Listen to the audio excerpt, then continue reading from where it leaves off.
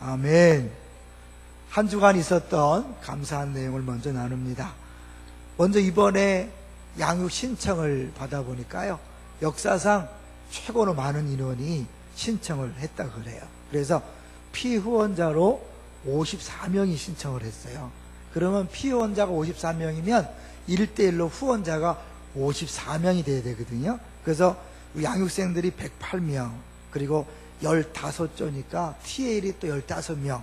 그래서 순수하게 양육에 참가한 인원이 123명인 거예요. 엄청나죠. 이제 거기에 행정팀, 중보팀, 또 뒤에서 섬기는 분들이기 때문에 이 양육에 거의 한 150명 가까이가 집중적으로 이렇게 참여하게 되는 그런 일이 됐습니다. 하나님께서 많은 분들의 마음을 감동시키셔서 신청할 수 있도록 해주신 것이 감사하고, 특별히 후원자로 섬겨주시는 것이 어렵거든요. 자기는 본인은 양육을 다 받았는데 또 시간을 내서 후원자 섬기는 게 어려운데 많은 분들이 동참해 주셔서 정말 감사합니다. 계속해서 기도해 주십시오. 두 번째로는 우리 주성호 목사님이 드디어 안산으로 이사했습니다. 여러분 그동안 기도해 주셔서 감사합니다. 왜냐하면 서울집이 안 빠져갖고 많이 걱정을 하고 기도 부탁을 했는데 서울집은 빠졌고요. 그냥 금방은 안 빠졌지만 빠졌고, 이제 교회에서도 많이 도와주지 못하고 3천만 원을 융자해줬어요. 융자. 사택이 없습니다, 우리 교회. 융자해주고, 이제 본인이 어떻게 하여튼 뭐 사방에서 일가 친척 다 동원해서 돈을 모아서 왔어요. 그래서 참 이제 그동안 서울로 오가면서 애를 썼는데 이렇게 안산에 와서 이제 집중적으로 목회하게 돼서 정말 감사하고, 뒤에서 기도해 주신 분들에게 감사의 마음을 전합니다. 세 번째는 개인적으로 제가 지난주 화요일 날 옛날 우리 교회 사역하던 목사님 두 분을 만나는 기쁨이 있었어요. 낮에는 기령돈 목사님이 이제 교회 개척을 하고 독립교단 소속이기 때문에 이제 추천서가 필요해서 추천서를 받으러 방문했고, 또 저녁에는 변 목사님이 익산에서 부목사로 사역하다가 명절을 맞이해서 이제 올라왔다가 올라오면서 바로 왔다 그러더라고요. 기쁘더라고요. 그래서 예전에 함께 사역했던 우리 두 목사님들을 보는 기쁨이 있었습니다. 저도 나이가 들어가나 봐요. 그걸 누가 찾아오는 것이 기쁘고 즐거운 거 보니까. 그래서 명절이 또 다른 때보다도 행복한 시간이었습니다. 감사합니다. 이제 오늘 제목을 같이 한번 볼까요? 같이 보겠습니다. 그리스도를 본받아. 명절 어떻게 행복하셨습니까? 잘 지내셨습니까? 딴 부서보다는 대답이 작군요. 예, 사실 명절이 즐거운 시간이긴 하지만 명절이 오히려 힘든 분들이 많이 있습니다. 특별히 예수 믿는 분들이 명절이 힘든 경우가 많이 있죠. 왜요? 예수 믿기 때문에 제사를 드리지 않고 절하지 않기 때문에 어려움을 당하고, 또 예수 믿기 때문에 더 섬겨야 되고 화도 못 내고 양보해야 되고 손해봐야 되니까, 그래서 명절이 더 어려울 수 있습니다. 또 한편으로는 이 설교를 들어서 다 사랑하라 그러고 효도하라 그러는데 실제로 가정의 그 복잡한 문제 때문에 그렇게 하지 못하는 그런 어려움이 있어서 명절이 더 어려울 수 있습니다. 마침 오늘은 이제 사순절 첫 번째 주일입니다. 주보를 보시면 알겠지만 사순절은 언제부터입니까? 네, 지난 수요일은 2월 18일부터 4월 4일까지인데, 사순절이라는 말 그대로 순이 12일을 뜻하잖아요. 그러니까 40일인데 예수님이 부활하기 직전까지 40일을 계산해서 그 전부터 40일 동안 예수님의 고난과 십자가와 이런 것들을 묵상하면서 보내는 기간이에요. 그래서 많은 분들이 금식하기도 하고 또 많은 분들이 오락을 절제하면서 예수님의 고난을 묵상합니다. 저는 우리 성도들에게 한번 그런 제안을 해봤으면 좋겠어요.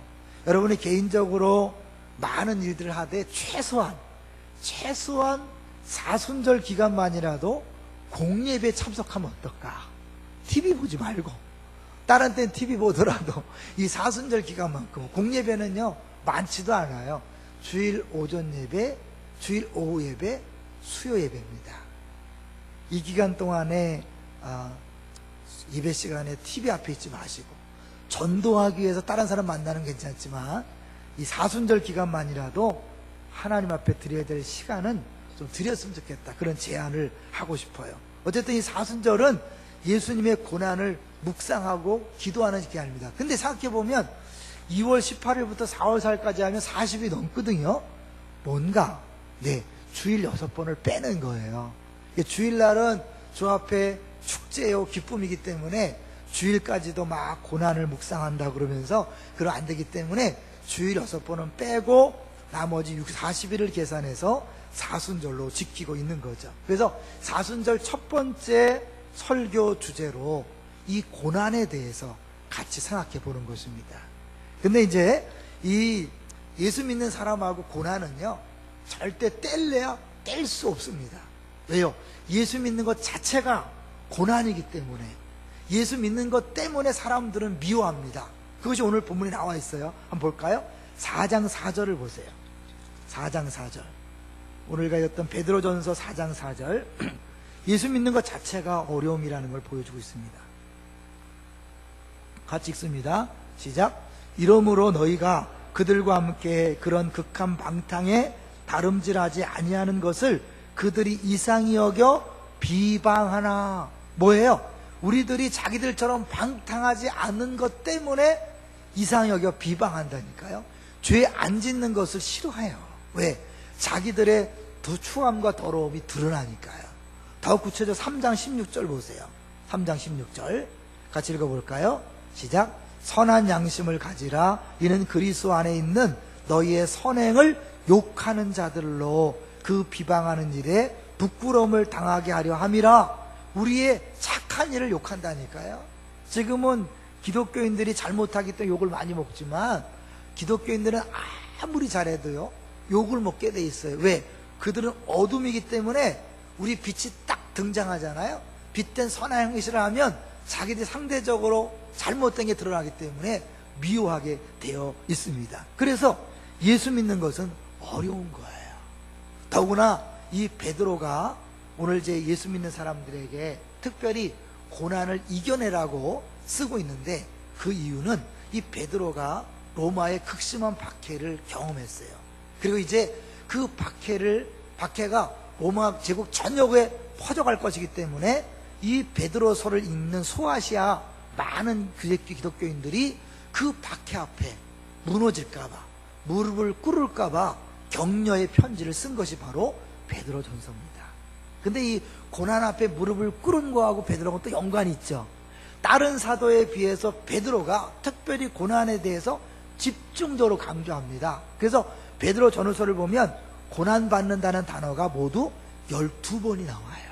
근데 신약 성경 전체를 보면 여기서 쓰인 단어가 11번밖에 안 납니다.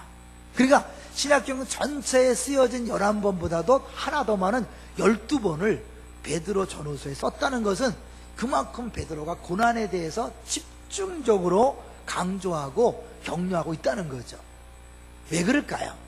자신이 실패의 경험이 있잖아요. 예수님을 3번 부인함으로 두려움 앞에서 예수님을 부인했던 그런 경험이 있기 때문에 다른 그리스도인들은 자기처럼 고난 앞에 무릎 꿇지 말라고 고난을 이기는 방법에 대해서 그렇게 성경을 통해 말씀하고 있는 것입니다. 자, 그래서 이들이 고난을 이기는 방법에 대해서 말씀하고 있는데, 그 고난을 이기는 방법의 첫 번째가 뭐냐면 예수 그리스도를 닮아가는 것이고 예수 그리스도를 바라보는 거예요. 왜? 예수님도 고난을 당했기 때문에. 그래서 오늘 본문 18절을 보겠습니다. 자, 18절 같이 보죠. 18절 시작. 그리스도께서도 단번에 죄를 위하여 죽으사 의인으로서 불의한 자를 대신하셨으니 이는 우리를 하나님 앞으로 인도하려 하심이라. 육체로는 죽임을 당하시고 영으로는 살리심을 받으셨으니. 왜 고난을 이기기 위해서 예수님을 봐야 되는가? 예수님 여기 28절 그리스도께서도 죄를 위하여 죽었다, 고난받았다는 거죠. 근데 예수님은 고난당할 이유가 없었던 분이라는 거예요. 우리가 신앙생활하면서 어려운 게 뭐냐면요, 이 고난이 왔는데 이유를 알 수 없는 거예요. 내가 분명히 고난받을 일을 하지 않았는데, 어려움을 당할 일을 하지 않았는데 왜 어려움이 올까? 그것에 대하여 예수님도 고난받을 이유가 없지만, 의인이지만 죄가 없지만 고난당했다. 그러니까 여러분들이 고난당하는 것은 당연한 것이지 이상한 일이 아니다. 더 나아가서 부끄러워할 일도 아니라는 거예요. 전에도 얘기했지만 그 분당 우리 교회가 아니라 우리들 교회라는 교회에서는 한 가지 구호가 있다 그랬죠. 그건 뭐냐면, 좋은 대학교에 붙으면 회개하고 떨어지면 감사한다. 왜? 붙으면 사실은 얼마나 믿음이 연약하면 시험 들까봐 붙겠냐. 그래서 회개 안 하는 것이고, 떨어지면 감사하는 건 뭐냐면, 떨어져도 감당할 만한 믿음이 되기 때문에 떨어지겠다. 할렐루야, 감사하는 거죠. 근데 그렇게 하는 이유가 있어요. 이 강남에, 이 분당에 사는 사람만 해도 체면이 많잖아요. 그래서 사업이 어려워지고 자녀가 대학에 떨어지면 사람들이 쉬쉬하는 거예요. 왜? 남들이 이상한 눈으로 보는 거예요. 무슨 죄를 졌길래, 무슨 문제가 있길래 저렇게 어려움이 있는가? 아니라는 거예요. 욥이 아무 문제가 없었지만 고난당한 것처럼 그럴 수 있다는 거예요. 근데 사람들이 자꾸 그렇게 보니까, 욥의 친구들처럼 그렇게 말하니까, 네가 무슨 죄가 있길래 이런 고난이 왔지, 괜히 고난이 온 게 아니야. 아니 땐 굴뚝에 연기나는 거 봤어? 라고 그렇게 하기 때문에 사람들이 뭐예요? 감추는 거예요. 그래서 그 교회는 그 감추는 문화를 없애려고, 고난은 잘못이 아니다, 고난은 죄 때문에 오는 것이 아니다라는 것을 강조하기 위해서 그렇게까지 하는 거죠. 여러분, 기독교인들이 고난을 이기는 첫 번째 방법은 뭐냐면, 이 고난이 나 때문에 온 것이 아니고 내 죄 때문에 온 것이 아니라는 사실을 기억하는 거예요. 그래서 예수님도 의인이지만 고난당하고 죽었다. 무엇을 위해서 볼까요? 그거 보면, 대신하셨으니 이는 우리를 하나님 앞으로 인도하려 하심이라. 우리 인류를 구원하기 위해서, 자기 잘못이 아니라, 자기 죄 때문이 아니라, 자기가 원인이 아닌 다른 사람들, 모든 인류를 구원하기 위한 그런 목적으로 의인이지만 고난을 당했다.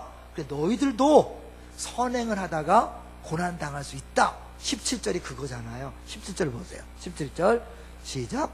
선을 행함으로 고난받는 것이 하나님의 뜻일진데 악을 행함으로 고난받는 것보다 나으니라. 선을 행하는데 왜 고난받아요? 잘못을 안 했는데. 그럴 수 있다는 거예요. 기독교인은 그럴 수 있다는 거예요. 기독교인 자체가 그렇다는 거예요. 왜? 하나님 뜻이래잖아요. 하나님은 의도적으로 우리 그리스도인들을 고난 속으로 밀어넣습니다. 그래서 기독교에서 여러분 신앙생활할 때 절대로 행복을 추구하면 안 돼요. 편안을 추구하면 안 돼요. 왜? 우리는 거룩을 추구하는 존재들이에요. 믿습니까? 우리는 거룩한 사람들이지 행복을 위해서 예수 믿는 사람들이 아니에요. 거룩을 추구하는 사람들. 그래서 베드로는요, 앞부분에서 너희들이 누군지 아느냐? 너희들은 거룩한 성도다. 그래서 이 땅의 나그네다. 그 너희들은 고난받고 거룩해져야 한다. 하나님이 거룩하시기 때문에 우리를 거룩하게 만들기 위하여 기꺼이 고난도 줄 수 있다. 이런 얘기를 쭉 한 다음에 이 뒷부분에서 그 고난을 이겨낼 수 있기 위하여 예수를 바라봐라, 예수를 본받아라 라고 그렇게 이야기하는 거예요. 사실 예수 믿는다는 게 왜 고난과 연결되냐면, 예수 믿는다는 건 예수님과 결혼한 거거든요. 근데 이렇게 재미난 말을 하는 사람이 있어요. 결혼하는데 3가지 반지를 끼는 것이다. 결혼하면 뭐죠? 약혼 반지, 결혼 반지, 3번째 무슨 반지일까요? 고난의 반지. 영어로 아시는 분은 딱 떠오를 거예요. 고난이 영어로 뭐죠? suffering. 끝에 링이 반지란 뜻이잖아요. 그러니까 워드 프레이죠. 약혼 반지, 결혼 반지, suffering, 고난 반지. 우리가 결혼한다는 건 뭐예요? 이제 좋으나 싫으나, 좋을 때나 나쁠 때나 고통스러울 때도 늘 함께 하겠다는 것이 결혼이잖아요. 마찬가지로 예수님과 우리가 결혼했다는 것은 뭐예요? 신부가 되었다는 것은 예수님이 고난받을 때 함께 고난받겠다는 결단이 포함된 거란 말이에요. 그러니까 어때요? 예수 믿는 사람은 필연적으로 고난을 받게 돼 있어요.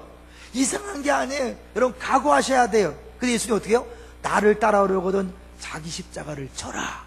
여우도 굴이 있지만 나는 너네 둘 곳이 없다 라고 그렇게 얘기했잖아요. 그래서 헨리 나우엔의 사람은 기독교인의 정체성을 이렇게 표현했어요. 상처 입은 치유자다. 예수 믿는 사람은 누구냐? 상처 입은 치유자다. 치유하는 사람이지만 본인이 상처 입었기 때문에 치유가 가능한 사람들이라는 거예요. 이 말은 뭐예요? 다른 사람을 치유하기 위해서 하나님은 우리들에게 때때로 의도적으로 상처를 입게 한다는 거예요. 이런 목사가요, 위로할 수 없는 사람들이 많이 있어요. 목사가 한 번도 이혼한 경험이 없는데 이혼한 사람들 위로할 수 있어요? 없어요? 없어요. 그거는 이혼의 경험이 있는 사람, 그런 사람이 말할 때 위로가 되는 거예요. 자녀를 잃어버린 사람에게 목사가 위로할 수 없어요. 아무리 말씀을 들이대지만 위로가 안 되고, 자녀를 둘 셋 잃어버린 사람이 이야기하면 위로가 되는 거예요. 하나님은 우리가 서로 위로하고 치료하고 회복시키기 위해서 우리를 때때로 그런 위로자로 삼기 위하여 남다른 고통과 고난 속에 집어넣을 수 있다는 사실을 기억하시기 바랍니다. 목사는 사업을 안 해봤기 때문에 사업 실패의 경험이 없어요. 그렇기 때문에 사업하는 사람들을 위로할 수 없어요. 그러나 사업에 실패해본 경험한 사람들, 사기 맞아본 경험이 있는 사람들은 그 사람들을 위로할 수 있는 거예요. 그래서 하나님이 우리들을 쓰시기 위해서, 하나님 다른 사람을 치유하고 회복시키기 위해서 그렇게 할 수 있다는 사실을 기억하시기를 주의 이름으로 축원합니다. 그러면서 동시에 다른 사람뿐만 아니라 우리 자신을 거룩하게 만드는 과정으로 고난을 쓰시는 거예요. 도종환 시인이 이런 시를 썼어요. 흔들리며 피는 꽃이란 시예요. 제가 한번 읽어볼게요. 흔들리지 않고 피는 꽃이 어디 있으랴. 이 세상 그 어떤 아름다운 꽃들도 다 흔들리며 피었나니, 흔들리면서 줄기를 곧게 세웠나니 흔들리지 않고 가는 사랑이 어디 있으랴. 젖지 않고 피는 꽃이 어디 있으랴. 세상 그 어떤 빛나는 꽃들도 다 젖으며 피었나니, 바람과 비에 젖으며 꽃잎 따뜻하게 피었나니 젖지 않고 가는 삶이 어디 있으랴. 우리가 아름답게 거룩한 존재로 변하기 위하여 주님께서 때로 우리를 고난의 풀무 속으로 집어넣을 수 있다는 사실을 기억할 때 우리가 고난 앞에 두려워하거나 떨지 않고 당황하지 않는 거죠. 많은 사람들이 예수 믿으면 복 받는다. 그러니까 왜요? 그 복에다가 내가 생각하는 걸 도입하는 거예요. 돈, 자녀의 좋은 대학 입학, 좋은 배우자와의 결혼, 사업하면 잘 되고 직장 형통하고, 이렇게 생각하는 거예요. 근데 예수 믿고 복 받는다는 건 그 정도의 개념이 아니거든요. 근데 그렇게만 알고 있다가 예수 믿었는데 암에 턱 걸렸어. 이게 뭐야? 예수 믿었는데 사업에 실패했어. 이게 뭐야? 예수 믿었는데 우리 학교가 대학교에 떨어졌어. 이게 뭐야? 예수 믿는 것이 무엇인지 모르기 때문에 그런 고난이 왔을 때 흔들리는 거예요. 불평하고 원망하고 시험에 드는 거예요. 아니에요. 예수 믿을 때 여러분 암 걸릴 수 있습니다. 예수 믿을 때 대학교 떨어질 수 있습니다. 예수 믿고 사업에 실패할 수 있습니다. 어쩌면 평생 가난할 수 있습니다. 각오하셔야 합니다. 하나님께서 때를 따라 필요에 따라 우리들을 사용하시기 위해서 각자 다른 상황을 주십니다. 기억하시기를 주의 이름으로 축원합니다. 근데 그 고난은 그냥 고난을 끝나는 게 아니에요. 반드시 고난 뒤에 어마어마한 것이 준비되어 있음을 아셔야 합니다. 바로 예수님께서 그랬어요. 22절 볼까요? 오늘 본문 22절. 고난의 끝이 아니에요. 22절 시작. 그는 하늘에 오르사 하나님 우편에 계시니 천사들과 권세들과 능력들이 그에게 복종하느니라. 예수님이 죽으시고로 끝난 것이 아니라 부활하셔서 하늘에 올라가셔서 하나님 우편에 계신다. 우편은 뭐예요? 능력을 상징하거든요. 그래서 하나님의 모든 권세와 능력을 다 받으셨어요. 그래서 어떻게 해요? 그 앞에 천사들과 권세들과 능력들이 다 무릎 꿇고 복종하는 거예요. 가장 비참한 죽음, 가장 창피한 죽음, 가장 부끄러운 죽음을 당했지만 가장 높은 영광을 차지하게 하시는 것이 바로 하나님이시라는 것을 보여주는 거죠. 그러니까 왜? 너희들도 지금 하나님 뜻대로 고난당하지만 그 고난이 끝이 아니라 반드시 영광이 있다. 믿습니까? 그러니까 하나님께서 괜히 믿는 사람에게 고통을 주는 게 아니에요. 그 고난을 통해 이루실 영광이 있는 거예요. 자, 볼까요? 우리 로마서 8장 18절, 우리 화면도 나올 테니까요. 우리 화면을 한번 보세요. 로마서 8장 18절 같이 읽어볼까요? 시작. 생각하건대 현재의 고난은 장차 우리에게 나타날 영광과 비교할 수 없도다. 잠깐 멈춰 놓으세요. 현재의 고난이, 예수 믿는 사람 지금 고난이 있는 거예요. 근데 그 고난이 앞으로 나타날 영광에 비하면 아무것도 아니라는 거예요. 조족지혈, 세 발의 피. 그러니까 지금 잠깐 고난받으면 나중에 어마어마한 영광을 누린다, 그걸 얘기하는 거죠. 그렇기 때문에 우리가요, 그 예수님이 그렇게 당하신 고난과 영광을 바라보면서 참으라는 거예요. 자, 히브리서를 볼까요? 히브리서 12장 2절 또 화면을 보겠습니다. 히브리서 12장 2절 잘 하시는 말씀이죠. 다 읽어볼까요? 시작. 믿음의 주여 또 온전하게 하시는 이인 예수를 바라보자. 그는 그 앞에 있는 기쁨을 위하여 십자가를 참으사 부끄러움을 개의치 아니하시더니 하나님 보좌 우편에 앉으셨느니라. 계속 보여주세요. 하나님 보좌 우편에 앉았죠. 그렇죠? 근데 그것을 위해서 어떻게 해요? 십자가를 참았는데 뭐 때문에? 그 앞에 있는 기쁨을 위하여. 하나님 보좌 우편에 앉는 그 영광을 미리 바라보면서 지금의 십자가와 부끄러움을 기꺼이 참으실 수 있었다는 거예요. 그 예수님을 본받는 게 뭐예요? 우리도 지금 고난당하지만 이 고난 뒤에 있을 영광을 바라보면서, 우리가 알지 못하지만 그 영광을 바라보면서 지금 이 고난을 참고 인내하며 가는 거예요. 고난이 없어지는 게 아니에요. 고난을 이겨내는 거예요. 찬송가 151장 잘 아시죠? 만왕의 왕 내 주께서 왜 고초당했나? 이 벌레 같은 날 위에 그 보혈 흘렸네. 십자가 내가 조금 볼 때에 나의 마음의 큰 고통 사라져. 오늘 믿고서 내는 밝았네. 참 내 기쁨 영원하도다.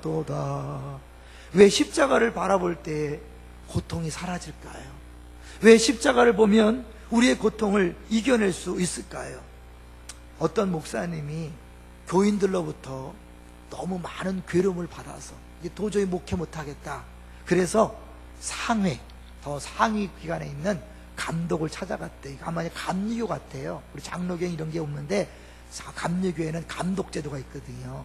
감독을 찾아가서 어려움을 호소하면서 자기 사임하겠다고 말했다는 거예요. 그랬더니 이 감독이 조용하게 묻더랍니다. 그들이 당신에게 침을 뱉던가요? 아니요. 계속해서 감독이 물었습니다. 그렇다면 그들이 당신의 옷을 벗기고 조롱하고 때리던가요? 그러자 그 목회자가 당황한 표정을 지으면서 아니, 그 정도는 절대 아니지요. 그러자 감독이 계속해서 말했습니다. 그러면 그들이 당신에게 채찍질하고 가시관을 씌우고 거기까지 들은 다음에 이 목사님이 고개를 떨구더니 이렇게 말했다고 합니다. 아닙니다. 저의 괴로움은 결코 그에 비교될 수조차 없습니다. 그러니 앞으로도 받은 사명대로 목회를 계속하겠습니다. 상황이 바뀌어진 게 없지요. 그런데 예수님의 침뱉음 당하시고 옷 벗기고 매 맞고 가시관 쓰신 그 이야기를 듣는 순간 다시 그 주님을 생각하면서 그 십자가의 고난에 비하면 내 고난은 아무것도 아닌데 내가 이것을 왜 마다하겠냐? 그리고 다시 용기를 냈다는 그런 이야기입니다. 여러분, 우리가 고난 분명히 아픕니다. 힘듭니다. 고난이 쉽다는 게 아니에요. 여러분 고난 정말 힘든 거예요. 이런 말이 있잖아요. 내 감기의 고통이 다른 사람의 암의 고통보다 크다. 사람은 아무리 작아 보여도, 다른 사람보다 작아 보여도 본인에게 너무 큰 고통을 오는 거예요. 이런 고통 인정합니다. 고난 맞습니다. 그러나 그 고난이 올 때 예수님의 십자가의 고난을 한번 묵상해 보십시오. 이 사순절 기간에 그 십자가를 바라보십시오. 그리고 내가 당하는 고난과 비교하면서 그 고난을 넉넉히 이겨내 가시기를 주의 이름으로 축원합니다. 다시 그 예수님의 그 십자가의 고난은요, 이 보통 사건이 아닌 거예요. 의인으로서 당한 고난, 죄가 없지만 당한 고난, 그 고난은요 어마어마한 거예요. 그게 19절부터 21절이에요. 사실은 이 19절부터 21절이 성경에서 가장 난해한 구절, 해석하기 어려운 구절 중에 하나예요. 그런데 간단히 풀 수 있는 방법이 있어요. 그것은 19절입니다. 자, 19절 볼까요? 19절에 이제 예수님이 육체로는 죽임을 당하시고 영으로는 살림을 받으셨죠. 뭐 했냐? 3일 동안 뭐 했냐면 19절 같이 읽어볼까요? 시작. 그가 또한 영으로 가서 옥에 있는 영들에게 선포하시니라. 지옥에 있는 영들에게 복음을 전했다? 말이 안 되는 거예요. 가톨릭에서는 그래서 지옥 갔다가도 구원할 수 있다 이런 구절을 갖고 얘기하는데, 여기서 선포할 때는 복음을 선포할 때 쓰는 단어를 쓰지 않았어요. 유앙겔리온을 쓰지 않았어요. 그리고 앞에 복음이라는 단어도 들어있지 않아요. 그래서 이 선포는 복음을 전한 게 아니라 이 십자가의 죽음으로 말미암아 사망 권세를 깨뜨렸고 사단을 굴복시켰다는 그것을 가서 선포하는 거예요. 이 십자가 사건이 얼마나 놀라운 것인가를 이 지옥에 가서도, 이 지하세계에 가서도 선포하는 거예요. 그러니까 십자가는 뭐예요? 온 우주, 모든 영적인 세계까지도 다 해결한, 영향력을 끼치는 그런 어마어마한 일이라는 걸 보여주는 거죠. 또 20절을 볼까요? 20절 같이 읽습니다. 시작. 그들은 전에 노아의 날 방주를 준비할 동안 하나님이 오래 참고 기다리실 때에 복종하지 아니하던 자들이라. 방주에서 물로 말미암아 구원을 얻은 자가 몇 명뿐이니 겨우 8명이라.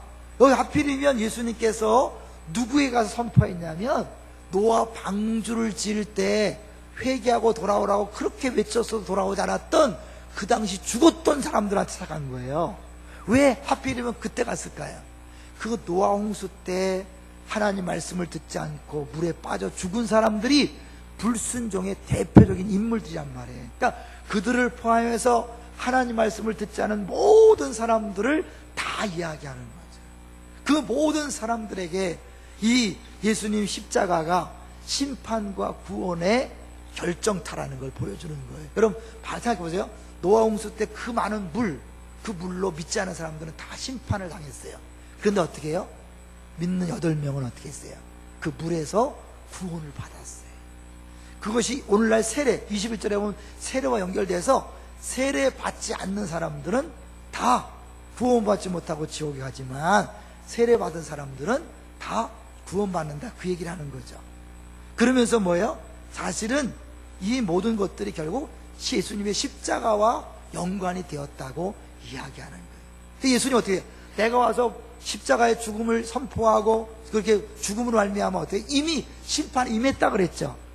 그걸 믿고 받아들이는 사람은 십자가로 말미암아 구원을 받지만 안 믿는 사람은 그 십자가 때문에 결국 심판받고 지옥 가는 거예요. 그러니까 동일한 것이 누구에게는 구원으로 누구에게는 멸망으로 온다는 것을 보여주는 거예요. 의인으로서 아무 잘못도 없이 죽은 그 십자가, 단순히 사람들의 조롱거리인 줄 알았더니 온 우주와 모든 역사를 변화시키는 엄청난 사건이었단 말이에요. 우리가 당하는 고난, 우리는 이해할 수 없고 우리에게 원인이 없는 거지만 우리가 알지 못하는 어마어마한 일이, 어마어마한 뜻이 그 속에 들어있을 수 있다는 거예요. 애가 대학에 떨어졌어요? 걱정하지 마세요. 저도 재수해서 이 자리에 있다고 그랬잖아요. 걱정하지 마세요. 그 재수를 통하여 그 개인에게 향한 뜻이 있습니다. 또 그 주변 친구들을 향한 뜻이 있고 그 가족을 향한 뜻이, 예를 들면 그럼 우리가 사업에 실패했고 내가 암에 걸렸고 우리 자녀가 어려움을 당한 이 모든 것들, 그건 내가 알 수 없는 이유 때문에 왔지만 분명한 것은 주님의 뜻이라면 그건 고난으로 끝나는 것이 아니라 반드시 영광으로 변화될 줄로 믿습니다. 이게 우리 믿음이에요. 그래서 우리는 어떻게 해요? 고난당할 때 슬퍼하지 않는 거예요. 오히려 기뻐하는 거예요. 사자에게 잡혀가면서 찬송하는 거예요. 십자가에서 불태워 죽임을 당하면서 찬송하는 거예요. 이북의 지하교인들이 발각돼서 롤러에 깔려 죽으면서 내 구주 예수를 더욱 찬송하면서 죽어갈 수 있었던 거예요. 그래서 세상 사람들이 이해할 수 없어요. 그래서 그들이 우리에게 묻는 거예요. 3장 15절 가보세요. 3장 15절, 우리의 이해할 수 없는 그런 모습. 3장 15절 3장 15절 읽어볼까요? 시작. 너희 마음에 그리스도를 주로 삼아 거룩하게 하고 너희 속에 있는 소망에 관한 이유를 묻는 자에게는 대답할 것을 항상 준비하되 온유와 두려움으로 하고 소망에 관한 이유를 묻는 거예요. 당신들 어떻게 이 상황에서 찬송이 나옵니까? 어떻게 이렇게 망했는데 웃을 수 있습니까? 이렇게 애가 암에 걸렸는데 어떻게 그렇게 찬송할 수 있습니까? 네, 그것은 우리에게 영광이 기다리고 있기 때문입니다. 지금 당장은 고통이요, 심지어 내 육신이 죽임을 당할지라도 영광이 기다리고 있기 때문에 그럴 수 있습니다라고 그렇게 고백할 준비를 하라는 거예요. 이 베드로와 사도들은 예수님이 잡혀갈 때 두려워서 3번 부인했던 겁쟁이였어요. 근데 그들이 어떻게 변했죠? 사도행전 4장 화면을 보여주세요. 우리 찾지 않겠습니다. 사도행전 4장 18절부터 28절까지 보면 이들이 너희들 하나님 말씀을 전하지 마라, 예수를 전하지 말라고 하지만 안 들어요. 같이 읽어볼까요? 시작. 그들을 불러 경고하여 도무지 예수의 이름으로 말하지도 말고 가르치지도 말라 하나. 같이 볼까요? 그 다음에 베드로와 요한이 대답하여 이르되 하나님 앞에서 너의 말을 듣는 것이 하나님 말씀을 듣는 것보다 옳은가 판단하라. 한 번 더요. 우리는 보고 들은 것을 말하지 아니할 수 없다 하니 사람들을 두려워하지 않는 거예요. 이제 무서워하지 않는 거예요. 고난 앞에 무릎 꿇지 않는 거예요. 날 잡아가려면 잡아라, 죽이려면 죽여라 되는 거죠. 5장 29절도 볼까요? 사도행전 5장 29절. 또 동일하게 이 사도들이 겁없이 선포하는 것을 볼 수 있습니다. 5장 29절. 그러면 제가 읽겠습니다. 베드로와 사도들이 같이 읽겠습니다. 시작. 베드로와 사도들이 대답하여 이르되 사람보다 하나님께 순종하는 것이 마땅하니라. 이 고난 앞에 두려우면 죄를 짓게 돼 있어요. 사울이 아말렉에서 뺏은 것들을 다 진멸하라 그랬는데 어떻게 해요? 남겨뒀어요. 그것 때문에 그는 왕위에서 쫓겨남을 당했습니다. 왜 그랬다 그래요? 백성들이 원함으로, 백성들이 말함으로 자기가 그렇게 했다 그래요.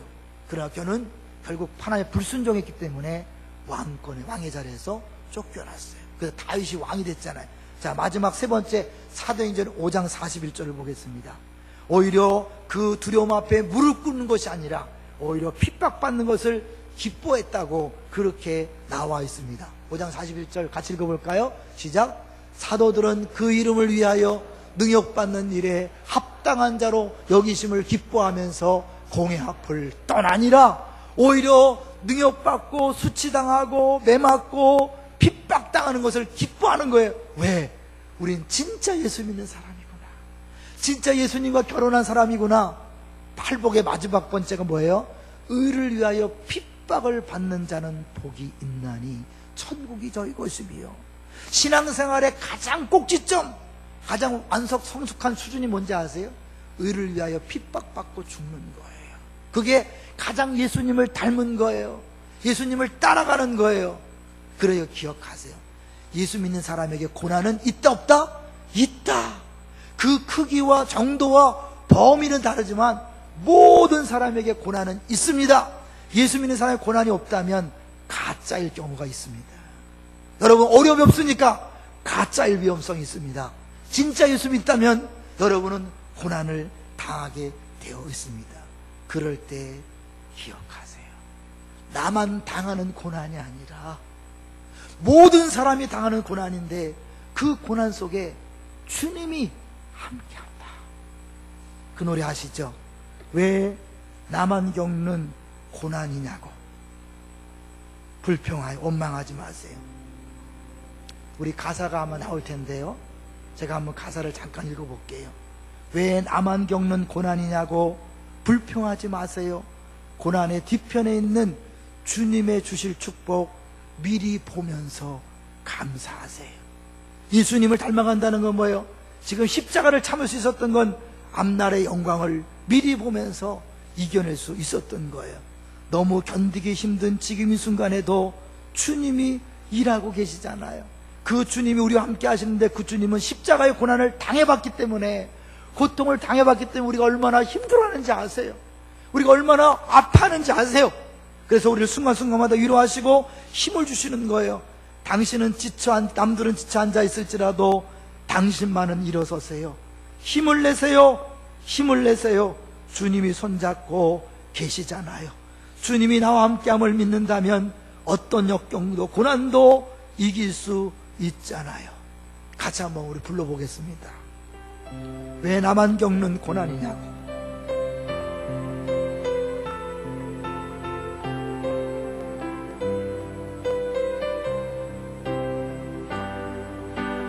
왜 나만 겪는 고난이냐고 불평하지 마세요. 고난의 뒤편에 있는 주님이 주실 축복 미리 보면서 감사하세요.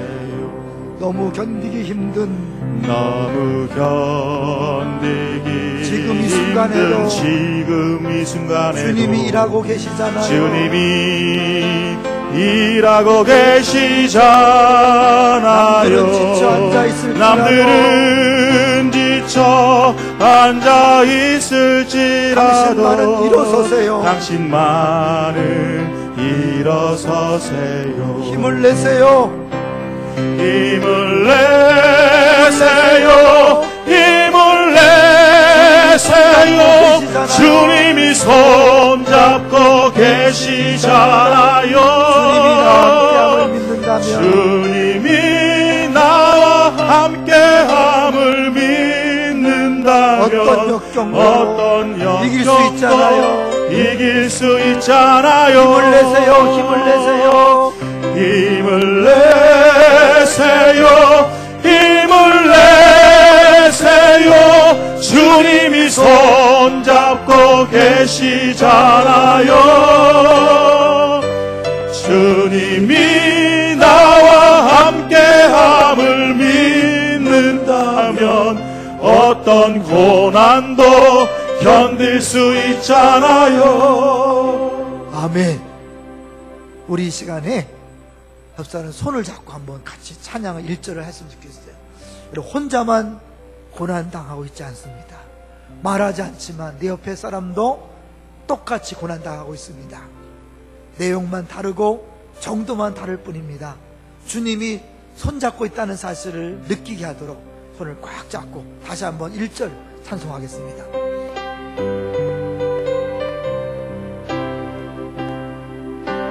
왜 나만 겪는 고난이냐고 불평하지 마세요. 불평하지 마세요. 고난의 뒤편에 있는 주님이 주실 축복 미리 보면서 감사하세요. 너무 견디기 힘든 지금 이 순간에도 주님이 일하고 계시잖아요.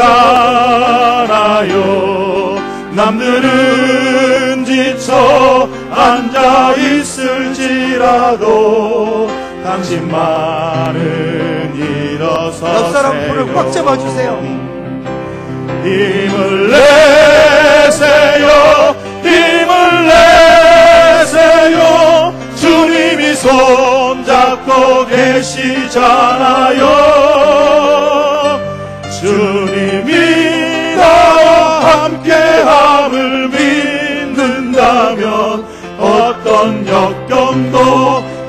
견딜 수 있잖아요. 힘을 내세요.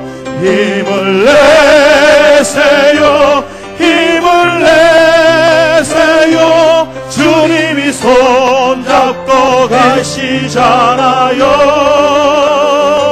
주님이 나와 함께함을 믿는다면 어떤 고난도 견딜 수 있잖아요. 아멘. 우리 지난주에 한번 들었던, 지금 현재 북한의 지하교인들을 생각하면서 다시 한번 하나님께서 그들에게 들려주신 음성을 들음으로 말씀을 정리해 보려고 합니다. 머리를 들고 산봉우리를 쳐다보며 올라가자면 아찔하고 힘들고 숨차지만 머리를 숙이고 천천히 묵묵히 올라가다 보면 산봉우리에 올라간다. 여러분, 이 고난이 언제 끝날지 우리는 모릅니다. 주님의 뜻이기 때문에 알 수 없습니다. 너무 멀리 보지 마십시오.